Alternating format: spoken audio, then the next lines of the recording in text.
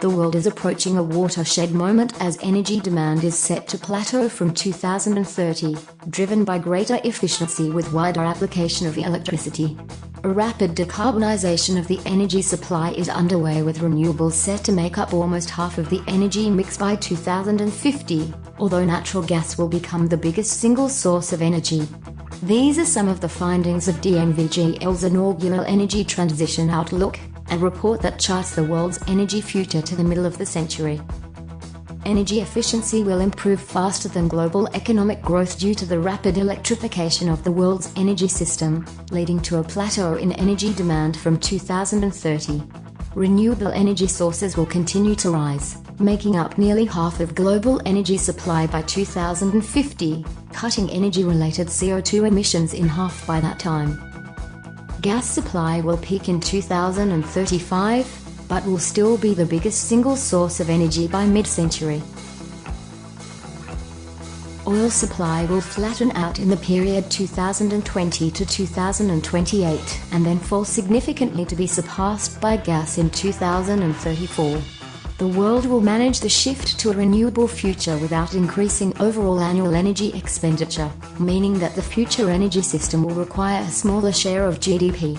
As an independent quality assurance and risk management company serving both the renewable and the oil and gas industries, DNVGL is in a unique position to provide a balanced analysis of the energy transition.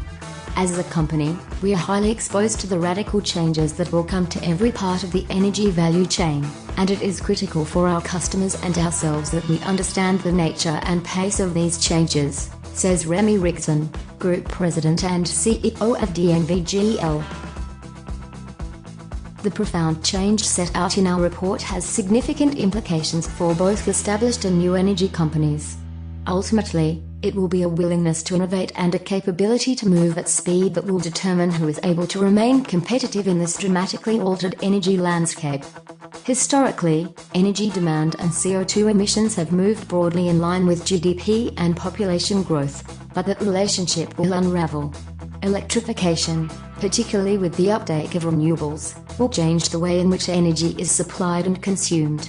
While the global economy and world population are set to grow modestly, energy demand will flatten out and CO2 emissions will drop sharply.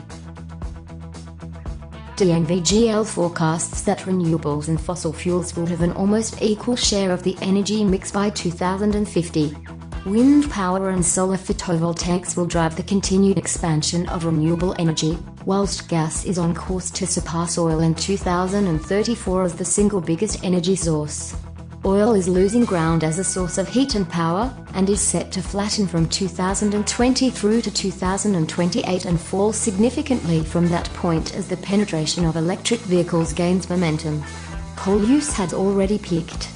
The global energy transition will occur without a significant increase in overall annual energy expenditure, and on a straight comparison, the world's energy will cost less than 3% of global GDP compared to the current level of 5%. Solar photovoltaics and wind costs are set to decrease by 18% and 16% respectively per the doubling of capacity. Although the oil and gas industry has responded impressively to the present lower price environment, renewables will improve cost performance at a much faster rate, benefiting from the learning curve effect.